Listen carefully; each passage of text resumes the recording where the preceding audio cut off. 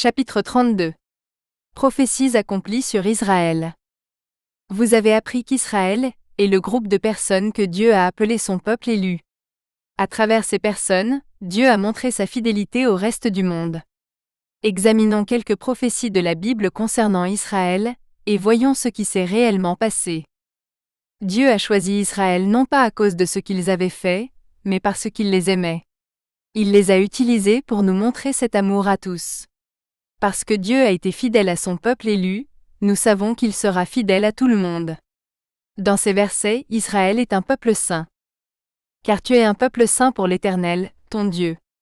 L'Éternel, ton Dieu, t'a choisi pour que tu sois son peuple, son patrimoine, entre tous les peuples qui sont sur la surface de la terre. Ce n'est pas parce que tu étais plus nombreux que tous les peuples, ni parce que tu étais le plus petit de tous les peuples, que l'Éternel t'a aimé et t'a choisi. Mais c'est parce que l'Éternel t'aime, et parce qu'il veut tenir le serment qu'il a fait à tes pères, que l'Éternel t'a fait sortir par sa main puissante et t'a racheté de la maison de servitude, de la main de Pharaon, roi d'Égypte. Sache donc que l'Éternel, ton Dieu, est lui-même Dieu, le Dieu fidèle, qui garde son alliance et sa miséricorde jusqu'à 1000 générations envers ceux qui l'aiment et qui observent ses commandements. Deutéronome 7, 6-9. Vous voyez, tous les peuples du monde entendraient parler du grand nom de Dieu à cause de ce que Dieu a fait pour Israël.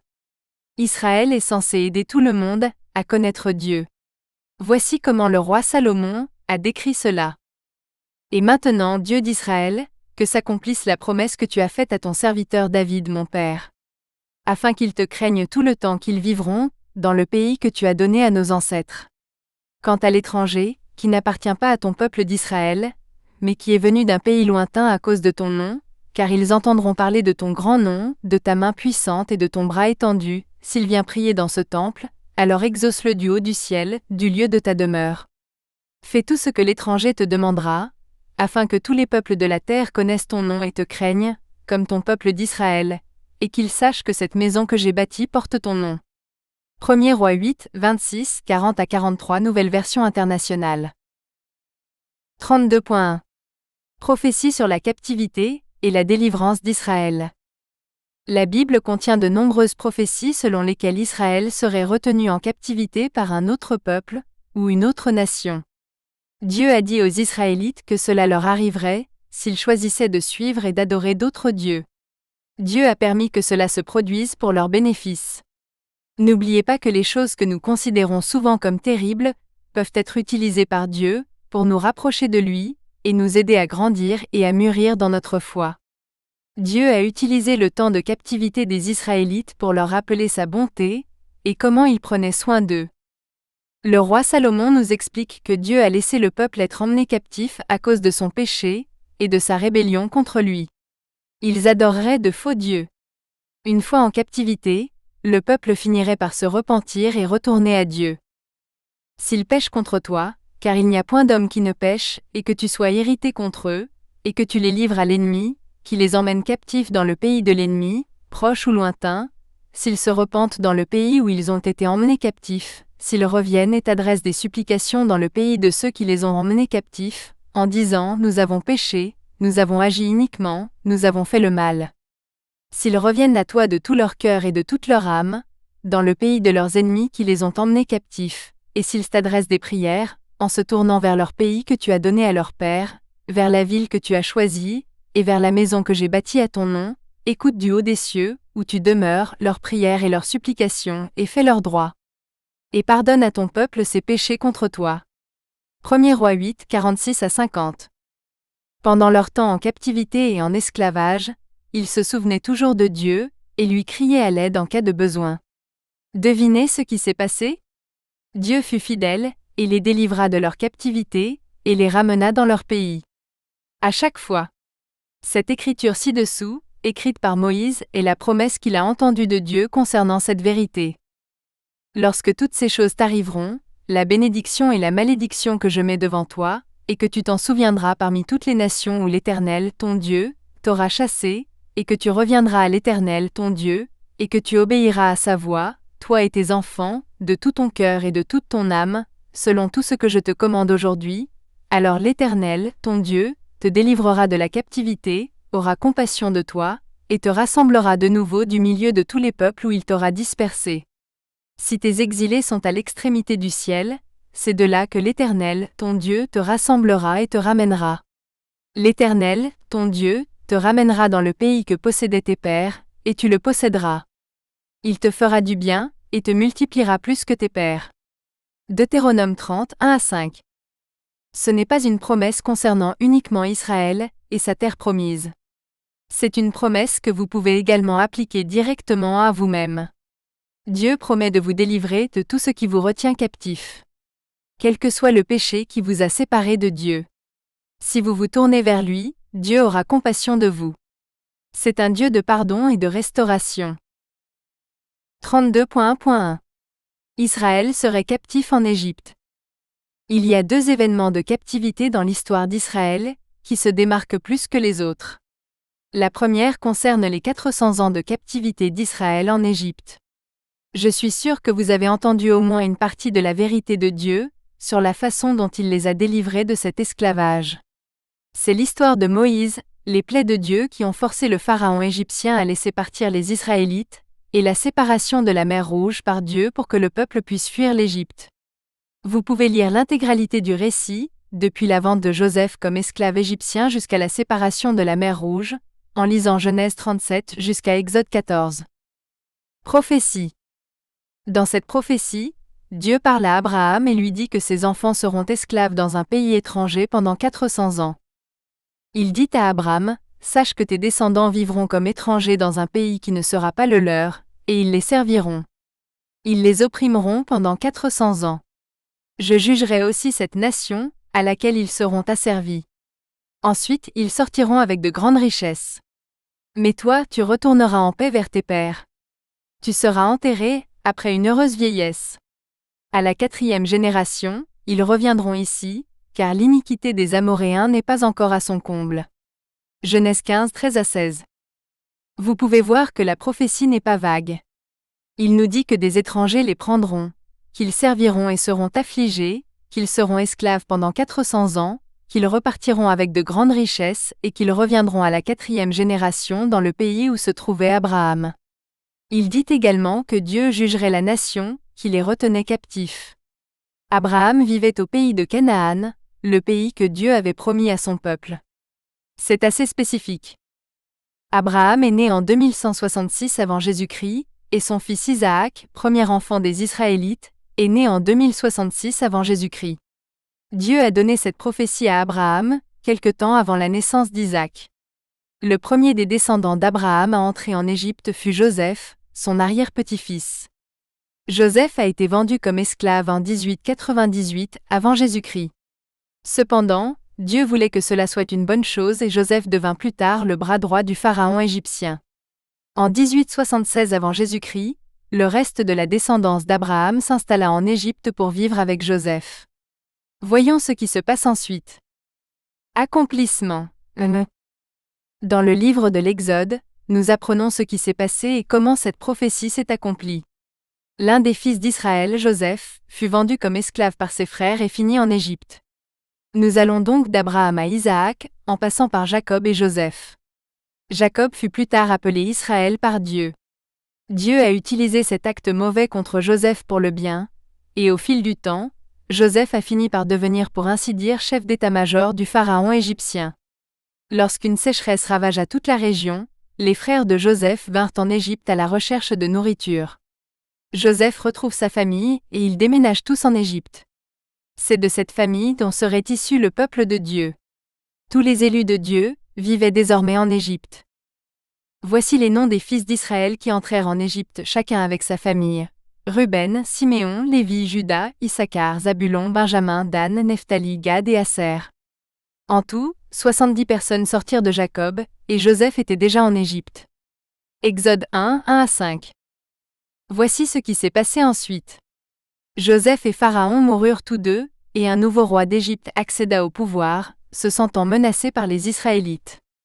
Nous apprenons que c'est à ce moment-là que tous les Israélites furent réduits en esclavage. Ils fabriquaient des briques et travaillaient dans les champs. Joseph est mort en 1805 avant Jésus-Christ. Or, un nouveau roi survint sur l'Égypte, qui ne connaissait pas Joseph. Il dit à son peuple: Voici, le peuple des enfants d'Israël est plus nombreux et plus puissant que nous. Venez, agissons avec sagesse à leur égard, de peur qu'ils ne se multiplient, et qu'à la guerre ils ne se joignent à nos ennemis, ne nous combattent et ne s'échappent du pays. Ils établirent donc sur eux des chefs de corvée, pour les accabler de leurs corvées. Ils bâtirent des villes pour Pharaon, Pithom et Ramsès. Mais plus ils les affligeaient, plus ils se multipliaient et s'étendaient. Ils commencèrent à redouter les enfants d'Israël. Les Égyptiens les asservirent sans pitié, et ils leur rendirent la vie amère par de pénibles travaux de mortier et de briques, et par tous les travaux des champs, tout le travail qu'ils leur imposèrent sans pitié. Exode 1, 8-14. Dieu a dit à Abraham que cet esclavage durerait 400 ans. Quelques chapitres plus loin dans le livre de l'Exode, nous voyons que Dieu entend les cris de son peuple et promet de le secourir. L'Éternel dit: J'ai vu l'affliction de mon peuple qui est en Égypte, et j'ai entendu ses cris à cause de ses tyrans, car je connais ses douleurs. Je suis descendu pour le délivrer de la main des Égyptiens, et pour le faire monter de ce pays dans un bon et vaste pays, dans un pays où coule le lait et le miel, dans le lieu où vivent les Cananéens, les Hétiens, les Amoréens, les Phéréziens, les Éviens et les Jébusiens. Exode 3, 7-8. Dieu a choisi Moïse pour affronter le pharaon égyptien, et conduire le peuple hors d'Égypte. Moïse est né vers 1526 avant Jésus-Christ, et à l'âge de 80 ans, il a répondu à l'appel de Dieu pour sauver son peuple. Cela nous place en 1446 avant Jésus-Christ. Cela fait donc environ 360 ans depuis la mort de Joseph, et 430 ans depuis l'arrivée de la famille de Joseph en Égypte. Par l'intermédiaire de Moïse, Dieu a affligé Pharaon et le pays de 10 fléaux, l'eau transformée en sang, Exode 7, 20. Les grenouilles, Exode 8, 6. Les poux, Exode 8, 17. Les mouches, Exode 8, 24.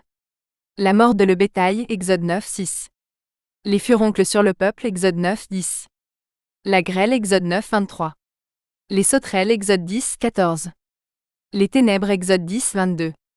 Et la mort du premier-né, Exode 12, 29. Je veux que vous réalisiez que le sauvetage des Israélites ne s'est pas produit du jour au lendemain, et que les Israélites n'ont pas été divinement protégés de tous les fléaux. Ce n'est qu'à la 5e plaie que Dieu a séparé les Israélites des Égyptiens. Dieu a épargné le bétail israélite, Dieu a protégé les Israélites des furoncles, Dieu a épargné de la grêle le pays de Goshen où vivaient les Israélites, Dieu a veillé à ce que les Israélites aient de la lumière dans leur maison quand il faisait sombre pour les Égyptiens, et Dieu a protégé les Israélites. Dès la mort du premier-né, les Israélites ont connu toutes les autres plaies avec les Égyptiens. Vous pouvez vous sentir comme les Israélites, esclaves de votre situation matérielle, et des fléaux avec lesquels Dieu bombarde la planète pendant cette période de tribulation. Si vous avez mis votre foi en Jésus, le Fils de Dieu, alors Dieu vous délivrera. Tout comme les plaies en Égypte étaient contre Pharaon et les dieux que lui et son peuple adoraient, les problèmes que vous vivez actuellement sont destinés à l'Antéchrist, au peuple de l'Antéchrist et à Satan, que lui et son peuple adorent. Sachez que Dieu entend vos cris, tout comme il a entendu les leurs. Approchez-vous de Dieu, pour obtenir du réconfort. Ayez foi. Dieu a choisi Moïse pour affronter Pharaon, et a promis d'être avec lui. Maintenant voici, le cri des enfants d'Israël est parvenu jusqu'à moi. J'ai vu l'oppression que les Égyptiens leur infligent. Viens maintenant, et je t'enverrai vers Pharaon pour que tu fasses sortir d'Égypte mon peuple, les enfants d'Israël. Moïse dit à Dieu, Qui suis-je pour aller vers Pharaon et faire sortir d'Égypte les enfants d'Israël? Il répondit, Certainement, je serai avec toi. Exode 3, 9-12. Dieu savait que Pharaon ne laisserait pas son peuple sortir de là, sans combat ni démonstration de force. Dieu a dit à Moïse qu'il frapperait l'Égypte avec des prodiges, et que lorsque Pharaon laisserait partir le peuple, il repartirait avec des richesses et des biens. Dieu réitérait la promesse qu'il avait faite à Abraham, des centaines d'années plus tôt. Vous voyez, Dieu n'oublie pas ses promesses. Je sais que le roi d'Égypte ne vous permettra pas de partir, même par une main puissante. J'étendrai ma main, et je frapperai l'Égypte par tous les prodiges que j'accomplirai au milieu d'elle. Après cela, il vous laissera partir. Je ferai trouver grâce à ce peuple aux yeux des Égyptiens, et lorsque vous partirez, vous ne partirez pas les mains vides.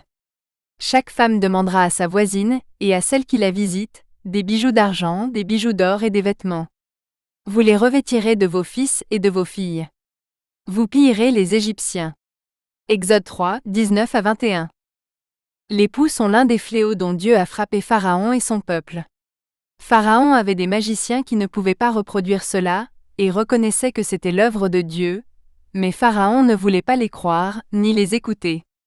Ces plaies de Dieu ont continué, jusqu'à ce que Dieu tue le premier-né de Pharaon et tout son peuple.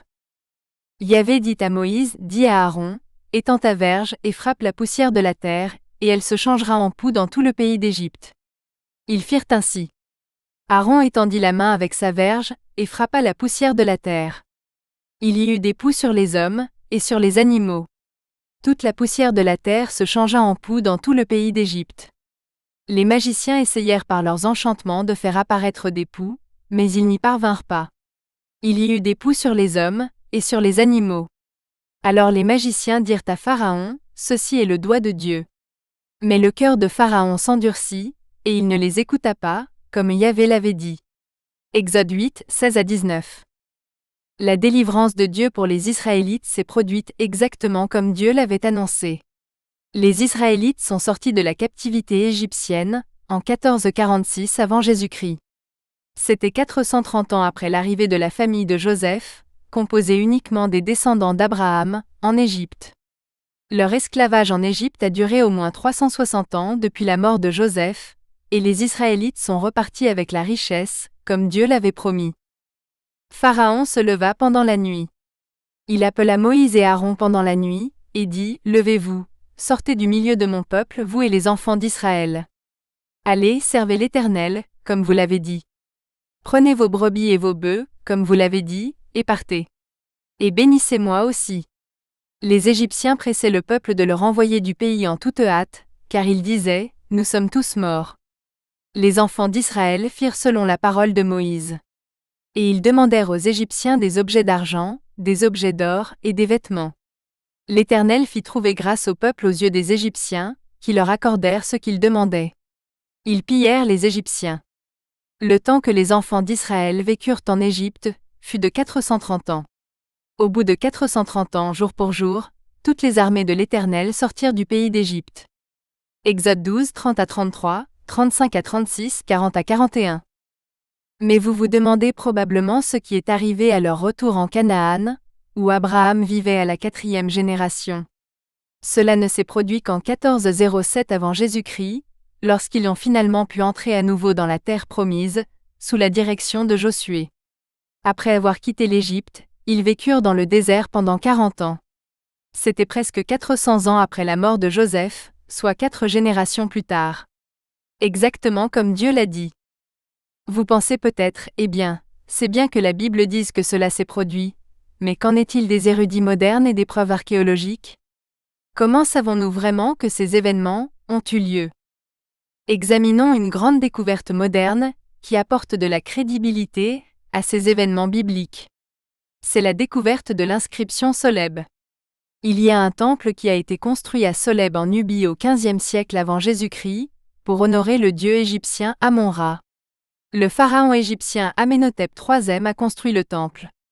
Il y a une colonne dans ce temple qui répertorie leurs ennemis et porte une inscription intéressante, le pays des Chassous, nomades, de Yahvé.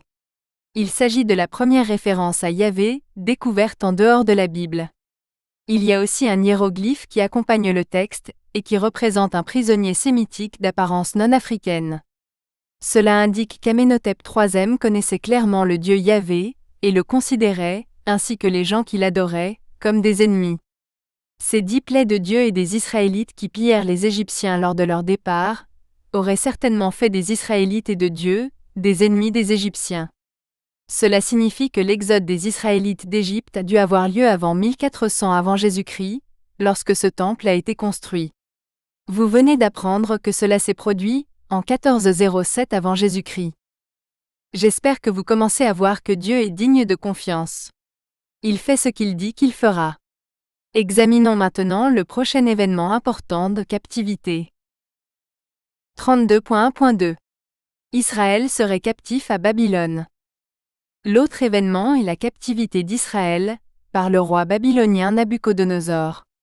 Alors que les Israélites n'ont été en captivité que pendant 70 ans cette fois-ci, c'est significatif car les Babyloniens ont détruit le premier temple lors de leur attaque sur Jérusalem. C'est le grand temple que Salomon, le fils du roi David, a construit. Cela a dévasté les Israélites. Comme la captivité israélite en Égypte, cette période d'esclavage connut également une fin heureuse, bien que peut-être moins connue. Le règne de Nabuchodonosor prit fin lorsque les Mèdes et les Perses envahirent et prirent le pouvoir. Puis c'est sous le roi perse Cyrus que les Israélites furent libérés. Dieu a dit qu'il avait mis dans le cœur de Cyrus d'aider le peuple juif à reconstruire sa ville et son temple, puis de laisser le peuple libre. Le roi perse l'a même financé.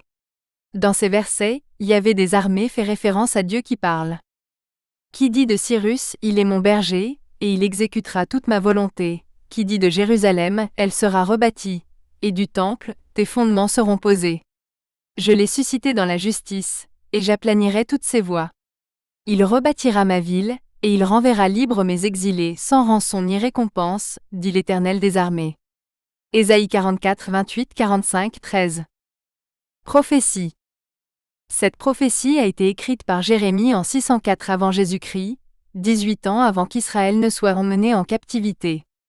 Tout comme dans la prophétie que Moïse a écrite sur la captivité égyptienne, ces écritures contiennent des détails spécifiques. Ils nous disent combien de temps durera la captivité, soit 70 ans. Ils disent qui les prendra, le roi de Babylone. Les versets nous disent ce qu'ils feront en captivité, c'est-à-dire servir le roi. Les Écritures disent également ce qui arrivera à leur terre une fois qu'ils seront pris. Ce sera une désolation, ou un terrain vague et stérile. Tout ce pays sera une désolation, et un désert. Et ces nations seront asservies au roi de Babylone, pendant 70 ans. Jérémie 25, 11. Dieu n'avait pas fini de donner les détails de cette captivité, à son prophète Jérémie. Voici une autre prophétie écrite par Jérémie. Vous pouvez voir que celui-ci contient beaucoup plus de détails. Il nous dit que la ville de Jérusalem serait incendiée.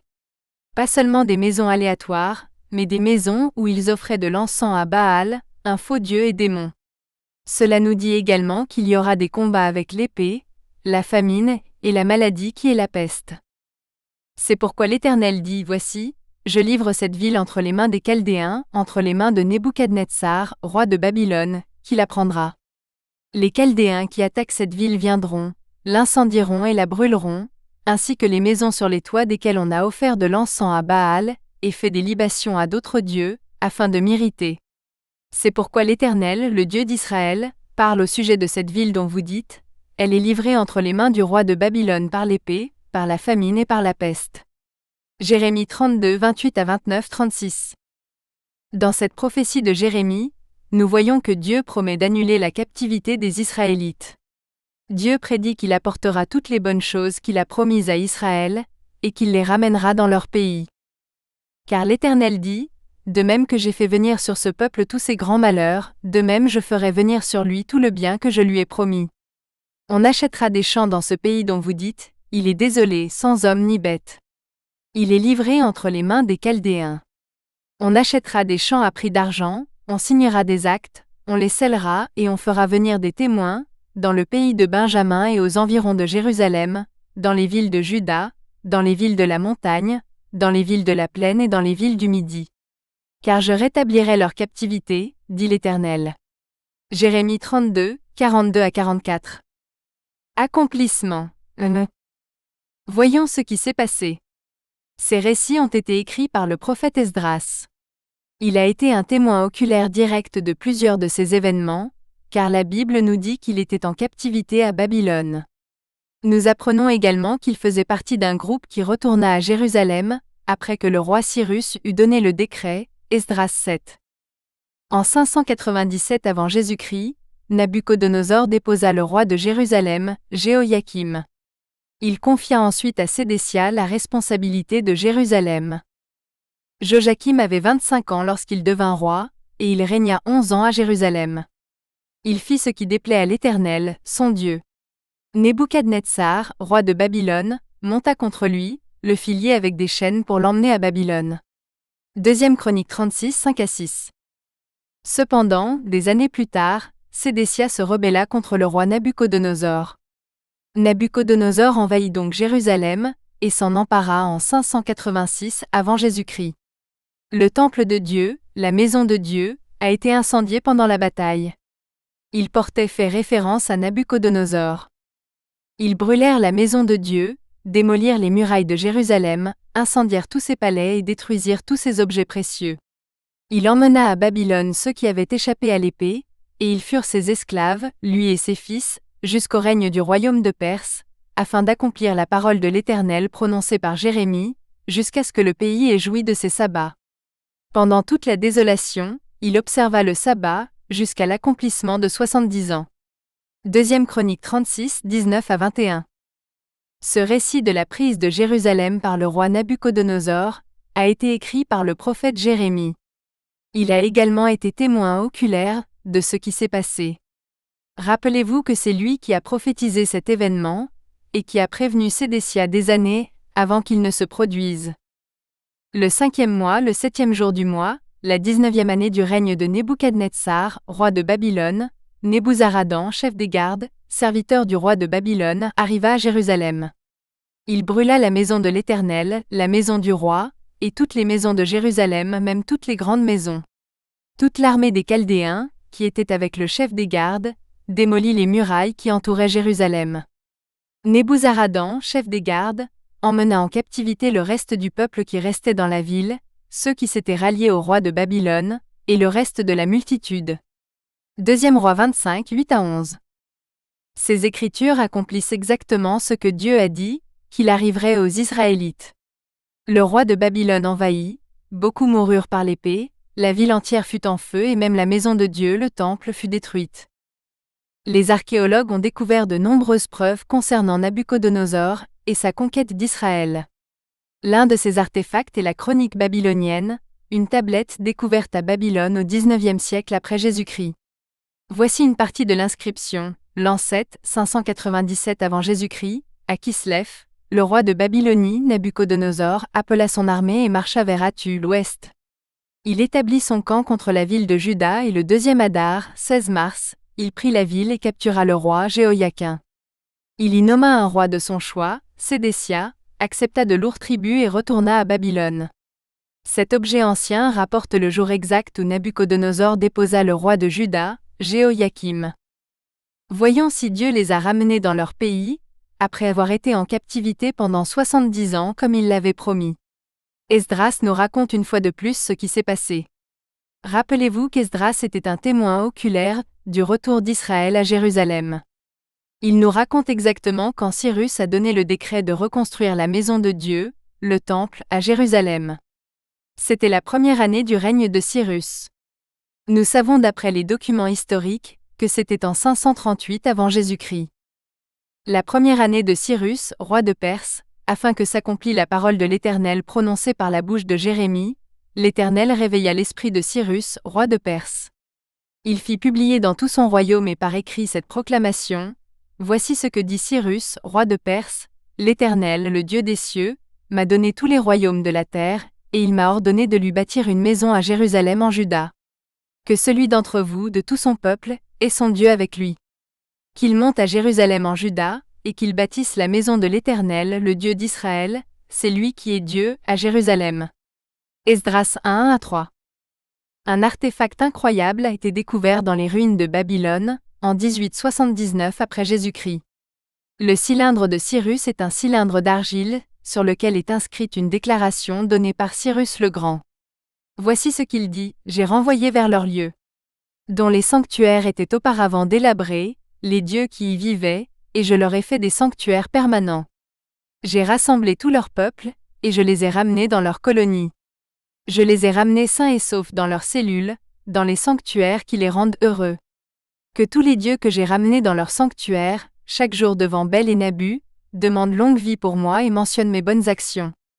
Nous avons des preuves tangibles que Cyrus a réellement laissé les personnes en captivité retourner dans leur pays d'origine. Rappelez-vous plutôt que l'invasion babylonienne a eu lieu en 586 avant Jésus-Christ. Cela ne fait donc que 48 ans que les Israélites sont en captivité à Babylone. Dieu a promis de ramener le peuple dans son pays, et il a commencé avec un groupe de personnes qui reconstruiraient le temple. Près de 50 000 Israélites retournèrent à Jérusalem. Voici les enfants de la province qui remontèrent de la captivité des captifs que Nebuchadnezzar, roi de Babylone, avait emmenés captifs à Babylone, et qui retournèrent à Jérusalem et en Juda, chacun dans sa ville. L'assemblée tout entière était de 42 360 personnes, sans compter leurs serviteurs et leurs servantes, au nombre de 7 337. Et ils avaient 200 chantres et chanteuses. Esdras 2, 64-65. Il fallut du temps aux gens pour reconstruire le temple. Ils l'achevèrent sous le règne de Darius le 10 mars 515 avant Jésus-Christ. Le temple fut achevé, et le peuple juif était de retour dans son pays 70 ans après avoir été fait prisonnier, en 586 avant Jésus-Christ. Cette maison fut achevée le 3e jour du mois d'Adar, c'était la 6e année du règne du roi Darius. Esdras 6-15. Je t'ai dit qu'Esdras en était un témoin oculaire. Après la consécration du temple, Esdras retourna finalement en Israël sous le règne du roi Artaxerxès en 458 avant Jésus-Christ. Après ces événements sous le règne d'Artaxerxès, roi de Perse, Esdras quitta Babylone. C'était un scribe versé dans la loi de Moïse, donnée par l'Éternel, le Dieu d'Israël. Le roi lui accorda tout ce qu'il avait demandé, selon la main de l'Éternel, son Dieu, qui était sur lui. Des enfants d'Israël, parmi lesquels des prêtres, des lévites, des chantres, des portiers et des serviteurs du temple, montèrent à Jérusalem la 7e année du règne d'Artaxerxès. Il arriva à Jérusalem, le 5e mois de la 7e année du règne. Esdras 7, 6-8. 32.2. Prophétie sur la persécution et la restauration d'Israël. La Bible regorge également de prophéties sur la persécution générale d'Israël, et sur le plan de Dieu pour le restaurer. Examinons quelques-unes de ces prophéties, et vous aidons à croire que Dieu fait des promesses et les tient. 32.2.1. Le second temple d'Israël serait détruit. Après la destruction du premier temple par Nabuchodonosor, vous avez appris précédemment qu'un second temple avait été construit et achevé en 515 avant Jésus-Christ, lorsque le roi Cyrus laissa le peuple juif retourner en Israël. Ce second temple a été rénové sous la domination romaine, sous le règne du roi Hérode. La rénovation a commencé en 20 avant Jésus-Christ, et s'est achevée en 1 an et demi. Prophétie. Jésus lui-même a prononcé cette prophétie particulière concernant le temple juif. Matthieu a enregistré cette prophétie en 50 après Jésus-Christ, soit 20 ans avant que l'événement ne se produise. Matthieu était l'un des disciples de Jésus, et était un témoin oculaire direct de ce que Jésus disait. Pour situer le contexte, Jésus et ses disciples passaient devant le temple de Jérusalem quelques jours seulement, avant que Jésus ne soit crucifié. C'était en 32 après Jésus-Christ. Jésus dit à ses disciples que chaque pierre du temple serait renversée à l'avenir. Jésus sortit du temple, et continua son chemin. Ses disciples s'approchèrent pour lui montrer les bâtiments du temple. Il leur répondit, « Vous voyez tout cela, n'est-ce pas? En vérité, je vous le dis, il ne restera pas ici pierre sur pierre qui ne soit renversée. » Matthieu 24, 1-2. Nous avons de nombreux artefacts provenant de ce second temple. Si vous visitez Jérusalem aujourd'hui, vous pourrez voir ce qui reste du second temple. La plus grande section est le célèbre mur occidental. Ensuite, juste à côté de cette partie du mur, vous pouvez voir d'énormes pierres qui ont été jetées lors de sa destruction en 70 après Jésus-Christ. Un historien ancien du 1er siècle après Jésus-Christ, Joseph Flavius, a été un témoin oculaire des événements qui se sont produits en Israël. Il a décrit en détail l'un des murs du complexe du temple, sur lequel se trouvaient des panneaux d'avertissement. Les panneaux indiquaient aux étrangers de ne pas dépasser ce point. En 1871 après Jésus-Christ, une dalle de calcaire fut découverte à Jérusalem avec la même inscription d'avertissement décrite par Joseph. Tout récemment, en juin 2019, les archéologues ont dévoilé la route du pèlerinage. Il s'agissait d'une route construite par Hérode comme chemin principal, permettant aux gens de se rendre de la piscine de Siloé au temple juif. Parmi les trésors de ces fouilles, ils ont trouvé un tas de pièces de monnaie sur lesquelles étaient inscrits les mots pour la liberté de Sion.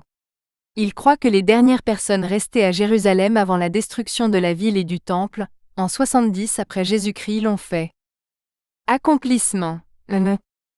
Le second temple a bel et bien été détruit. Vous pouvez voir ce qu'il en reste aujourd'hui à Jérusalem, une partie du mur occidental et un tas de grosses pierres. Cela s'est produit en 70 après Jésus-Christ. La guerre entre les Juifs et les Romains a commencé en 66 après Jésus-Christ. L'historien Joseph a écrit un récit détaillé de cette guerre dans son livre Les guerres des Juifs. Aujourd'hui, vous pouvez voir à Rome un artefact qui commémore la victoire romaine dans cette guerre. C'est l'arc de Titus. Titus était le commandant militaire qui a mis fin à la rébellion juive, a assiégé Jérusalem et détruit le temple. L'arc représente les Romains emportant les trésors du temple, y compris la Ménorah. Elle a été construite par le frère aîné de Titus pour commémorer sa victoire. Cette guerre a conduit à une dispersion accrue, appelée diaspora, du peuple juif à travers le monde. Nous allons ensuite examiner les prophéties concernant la diaspora. 32.2.2 Israël serait peu nombreux et dispersé. Étant donné que le peuple juif a été conquis à plusieurs reprises dans son passé, cela l'a amené à être capturé et à vivre hors de la terre d'Israël, et cela a conduit certains à fuir et à s'installer dans les pays voisins. Un événement clé dans la dispersion du peuple juif à travers le monde a eu lieu lorsque Nabuchodonosor était en guerre contre Israël. Cela a culminé en 586 avant Jésus-Christ, lorsqu'il a conquis Jérusalem et a emmené de nombreux habitants à Babylone. Certains des captifs retournèrent en Israël sous le roi Cyrus, mais en 70 après Jésus-Christ, Israël se retrouva à nouveau conquis, cette fois par les Romains. Le peuple juif qui a survécu et a fui s'est installé dans tout l'Empire romain. Les gens se sont dispersés à partir de là, partout dans le monde. Prophétie. Il y a des prophéties dans la Bible qui parlent d'Israël persécuté et dispersé sur toute la terre. La première prophétie a été enregistrée par Moïse au XVe siècle, avant Jésus-Christ. Il y a tellement de problèmes en Israël qu'ils restent peu nombreux, même s'ils étaient innombrables à l'époque. Dans le futur, ils ne trouveraient ni repos et ils seraient inquiets pour leur vie, constamment effrayés.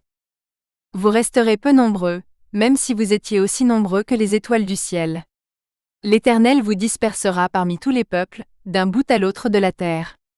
Parmi ces nations, tu ne trouveras aucun repos, et il n'y aura pas de repos pour la plante de tes pieds. Mais l'Éternel te donnera là un cœur tremblant, des yeux languissants et une âme languissante. Ta vie sera en suspens devant toi. Tu seras dans la crainte nuit et jour, et tu n'auras aucune assurance pour ta vie. Deutéronome 28, 62, 64 à 66. Cette prophétie a été écrite par le prophète de Dieu Ézéchiel, peu après 586 avant Jésus-Christ, lorsque Jérusalem est tombée aux mains de Nabuchodonosor. Ézéchiel avait été fait prisonnier par les Babyloniens, lors d'une précédente invasion d'Israël, en 597 avant Jésus-Christ. Il vivait donc à Babylone, lorsqu'il entendit parler de Jérusalem. Cette vision de Dieu lui est venue après cet événement. La main de Yahvé fut sur moi, et il me fit sortir par son esprit, et me déposa au milieu de la vallée. Elle était pleine d'ossements. Il me fit passer auprès d'eux de tous côtés. Et voici, il y en avait beaucoup à la surface de la vallée, et voici, ils étaient très secs. Il me dit, Fils de l'homme, ces ossements peuvent-ils revivre? Je répondis, Seigneur Yahvé, tu le sais. Il me dit encore, prophétise sur ces ossements, et dis-leur, ossements desséchés, écoutez la parole de Yahvé. Le Seigneur Yahvé dit à ces ossements, voici, je vais faire entrer en vous un esprit, et vous vivrez. Je vous donnerai des nerfs, je ferai pousser de la chair sur vous, je vous couvrirai de peau, je mettrai en vous un esprit, et vous vivrez. Alors vous saurez que je suis Yahvé. Ézéchiel 37, 1 à 6. Ézéchiel décrit le peuple comme une vallée, pleine d'ossements desséchés. Une description d'un peuple mort et asséché sans aucun espoir. Après que le peuple juif ait été conquis par Babylone, je suis sûr qu'il avait l'impression de n'avoir ni espoir, ni foyer, ni avenir. Accomplissement. L'histoire dresse un tableau très vivant de ce qui est arrivé au peuple juif.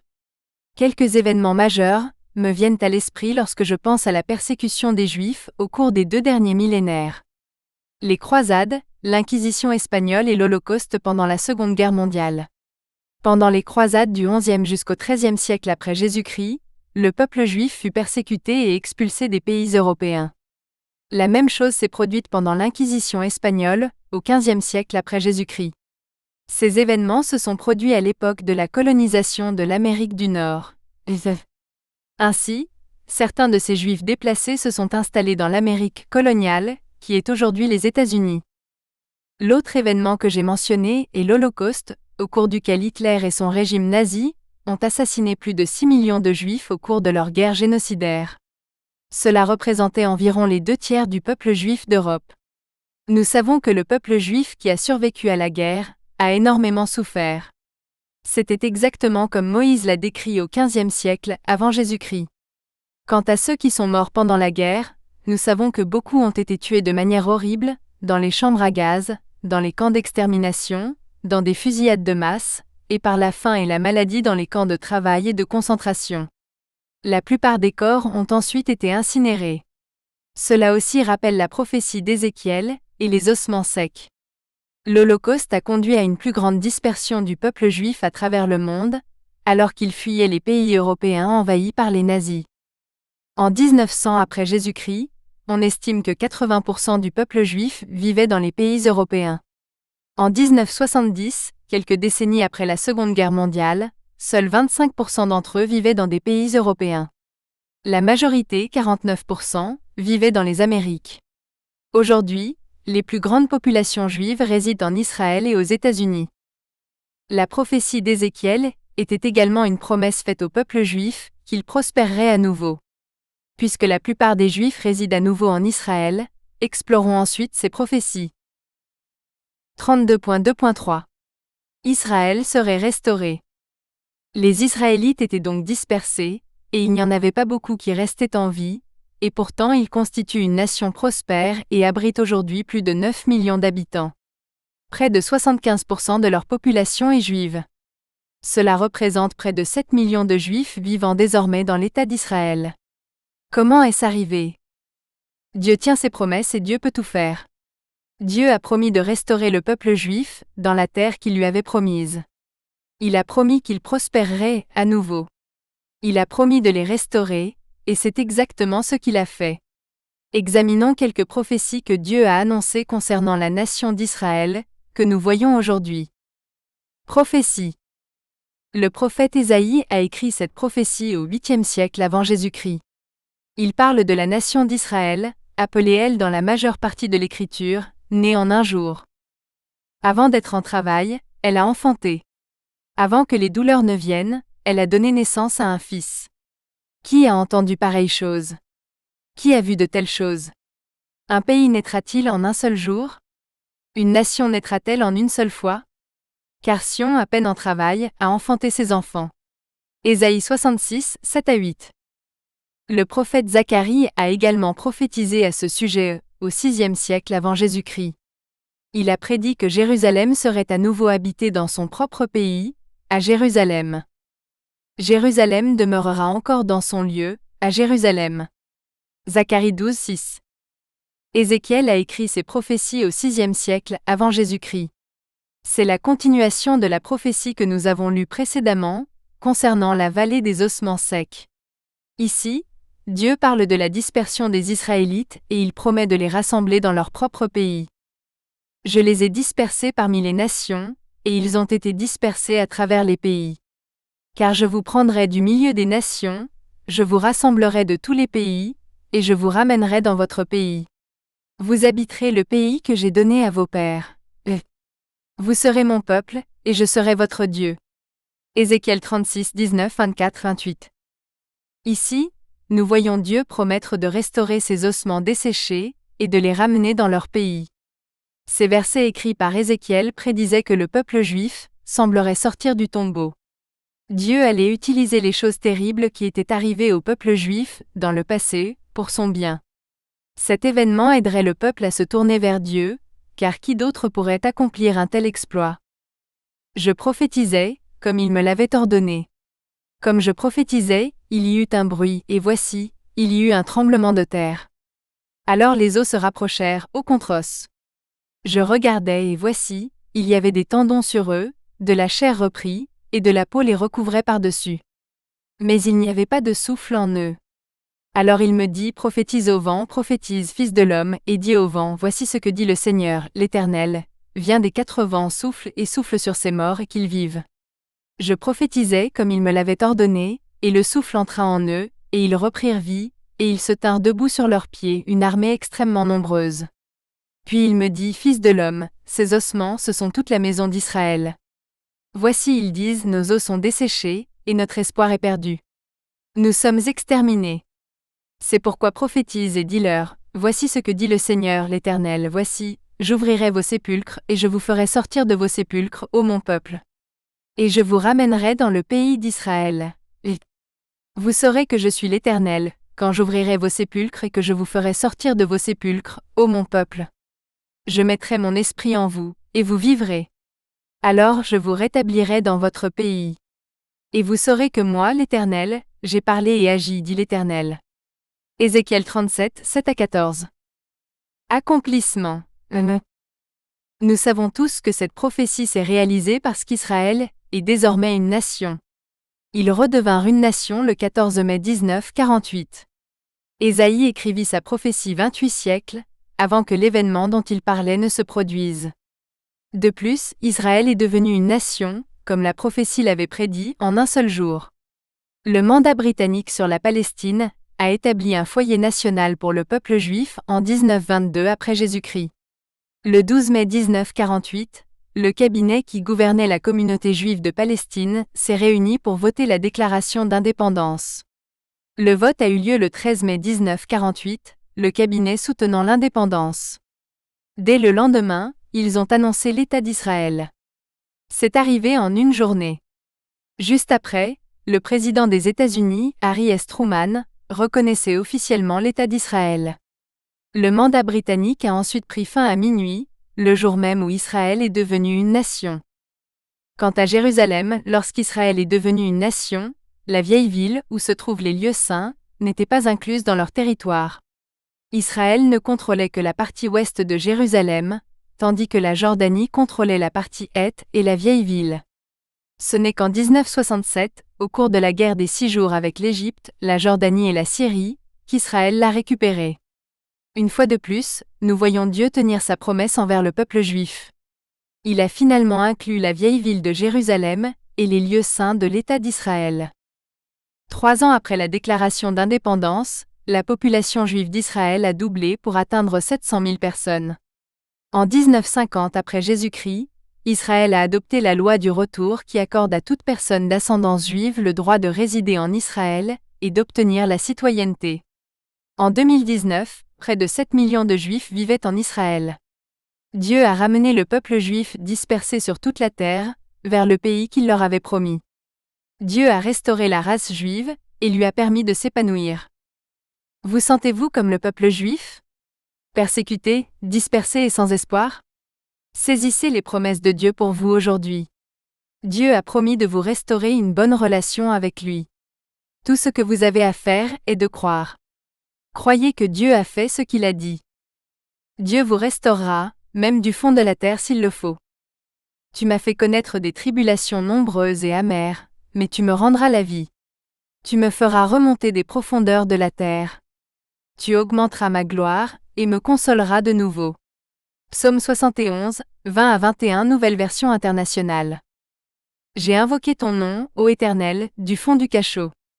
Tu as entendu ma voix, ne détourne pas ton oreille de mes soupirs et de mes cris.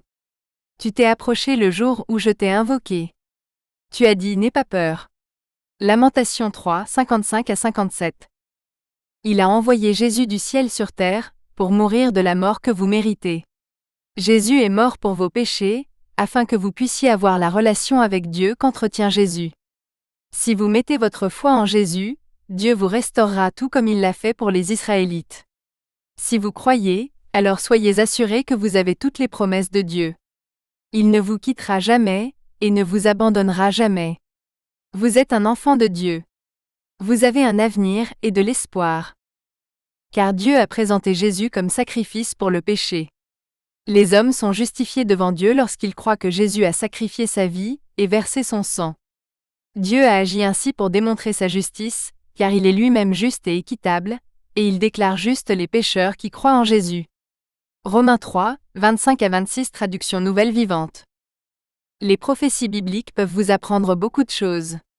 La fiabilité de Dieu est l'une de ces choses, car des prophéties spécifiques, exactes et réalisées prouvent que Dieu connaît le début et la fin, comme il l'a dit. Cela nous montre également que Dieu contrôle chaque situation. Quel que soit son projet, il le réalisera. Dans ces versets, le Seigneur et Yahvé des armées font référence à Dieu.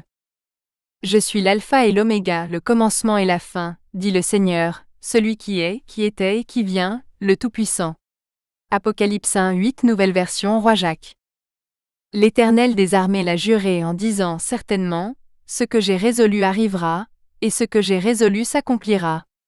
Ésaïe 14:24.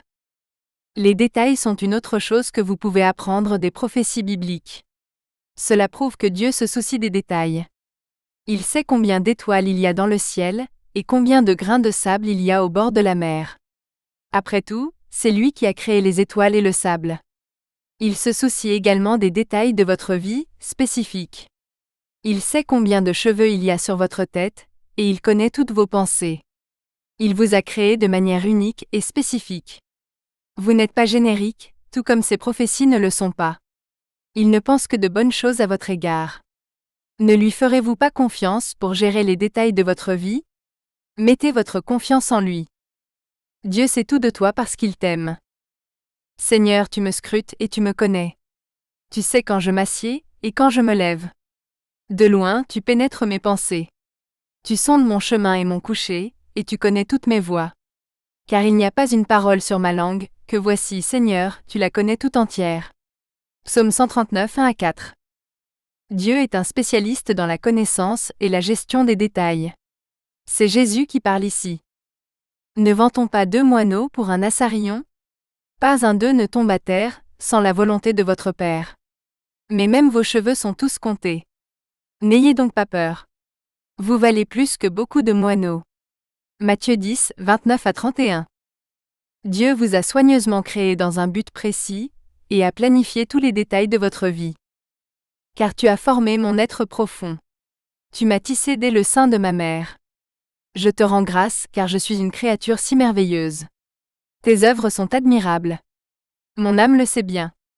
Mes entrailles ne t'étaient pas cachées, lorsque j'étais façonné dans le secret, tissé dans les profondeurs de la terre. Tes yeux voyaient mon corps. Sur ton livre étaient tous inscrits, les jours qui m'étaient destinés, alors qu'aucun d'eux n'existait encore. Que tes pensées me sont précieuses, ô Dieu. Qu'elles sont immenses. Psaume 139, 13 à 17.